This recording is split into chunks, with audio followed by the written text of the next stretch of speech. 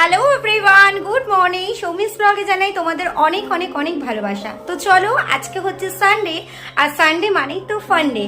তো চলো এখন থেকে ব্লগটা শুরু করছি। আশা করছি তোমাদের আজকে ব্লগটা খুব ভালো লাগবে।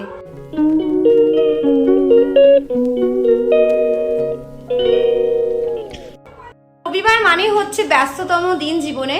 তো চলো এখন থেকে রান্না বান্না শুরু করছি। অনেকটাই লেট হয়ে গেছে আজকে আমার, সকালে যেহেতু একটু ঘুম থেকে উঠতে দেরি হয়ে গেছে আজকে। তো চলো আজকে রান্না করব হচ্ছে ফ্রাইড রাইস আর তার সাথে চিকেন কষা। তো চলো তোমরা ব্লগটা দেখতে থাকো। আমি ফার্স্টে দেখো চালটা এরকম ভিজিয়ে রেখেছি, 1 ঘন্টার মতো ভিজিয়ে রাখলেই এনাফ। ঘুম থেকে তো সকালবেলায় আমি উঠে পড়েছিলাম, কিন্তু বিছানাটা গোছানো হয়নি যেহেতু রিহু ঘুমাচ্ছিল বলে।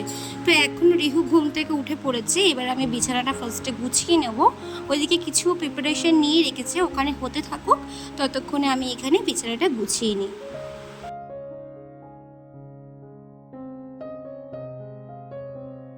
তারপর বলো বন্ধুরা, তোমরা সবাই কেমন আছো? পয়লা বৈশাখ তো চলেই এলো, কার কত দূর শপিংয়ে গেল অবশ্যই কিন্তু জানিও। অবশ্য আমার কিন্তু এখনও সেরকম কিছুই হয়নি। তো এখানে দেখো ঘরের কাজকর্ম গুছিয়ে রিহুকে টেবিলের ওপর বসিয়ে দিয়েছি, যাতে ও নামতে না পারে। আর ওনার টেবিলের ওপর বসে থাকতে বেশি পছন্দ করে।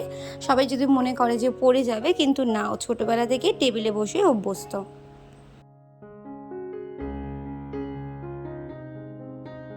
আজকের রান্নাবান্নাটা একটু অন্যরকমভাবে করব।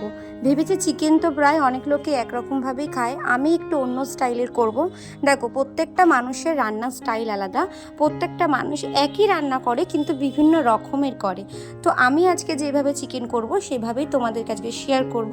ভালো লাগলে তোমরাও একবার বাড়িতে ট্রাই করো, অসাধারণ লাগে কিন্তু খেতে। তো চলো, এখানে আমার চিকেনটা ধোয়া হয়ে গেছে, এবার আমি ম্যারিনেশনটা করে নেবো। ফার্স্টে নুন হলুদ যা যা আর কি লাগে সব কিছু দিয়ে কিন্তু ম্যারিনেশন আমি করে রাখলাম। তো বন্ধুরা, আমি একদম এই প্ল্যাটফর্মে একদমই নতুন। তোমরা সবাই আমার একটু পাশে থেকো, আমাকে একটু সাপোর্ট করো। তোমরা যদি পাশে না থাকো আমি কোনো দিনও এগোতে পারবো না। আর আমার একটা ফেসবুক পেজও আছে, তোমরা চাইলে কিন্তু ওখান থেকেও আমাকে ফলো করতে পারো। আমার ফেসবুকের পেজের নাম হচ্ছে সৌমি ব্যানার্জি। তো আমি এখানে লিঙ্কটা দিয়ে দেবো, তোমরা কিন্তু অবশ্যই আমার চ্যানেলটা একবার গিয়ে ঘুরে এসো।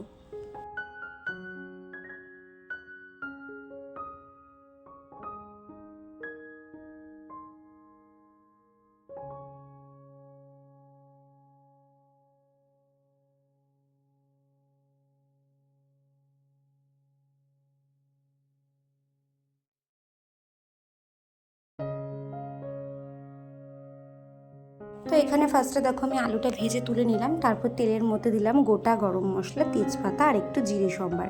আমি রান্নাটা ভিডিওটা দেখাতে পাচ্ছি না, কারণ আমি যেভাবে ফোনটা আর কি রেখে করছি সেভাবে আর কি হচ্ছিল না, ওর জন্য আমি তোমাদেরকে মুখেই সব কিছু বললাম। তো এখানে দেখো একটু গোটা জিরে দেবো। আর আমি এখানে মশলার মধ্যে দিয়েছি বেশি করে রসুন আর একটু পেঁয়াজ, এখানে আমি আদা ব্যবহার করিনি, তার সাথে কাঁচা লঙ্কা আর দিয়েছি 4-5টা কাজু বাদাম দিয়ে আমি সব একসাথে কিন্তু পেস্ট করে নিয়েছি। আর দেখো আমি কিন্তু এটা মাংসর মধ্যে দিয়ে ভালো করে কিন্তু মাংসটা আমি মেখে নিচ্ছি। আমি আলাদা করে কিন্তু তেলের মধ্যে কোনো মশলা কষাচ্ছি না।